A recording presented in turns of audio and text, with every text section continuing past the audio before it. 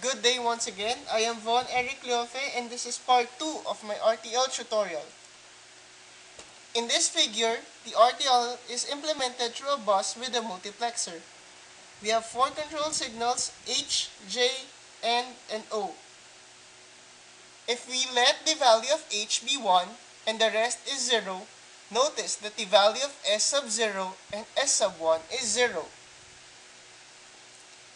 Hence, the binary value is 0, so the value of M will be copied to R. The RTL for this is H, then copy M to R.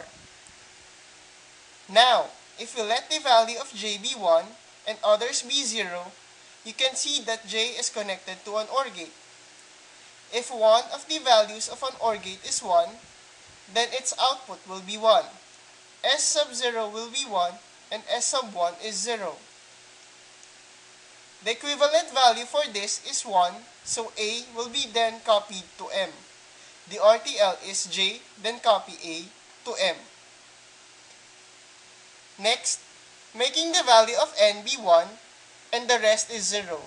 You will again notice that N is connected to an OR gate. S sub 0 will be 1 and S sub 1 is also 1. It will yield a value of 3. So Y will be copied to M. Also, Y will be copied to Y. Putting them together, the RTL is N, then copy Y to M, and copy Y to Y. Finally, making the value of O be 1, S sub 1 will be 1, and S sub 0 will be 0, which will be equal to 2. Thus, the value of R will be copied to A.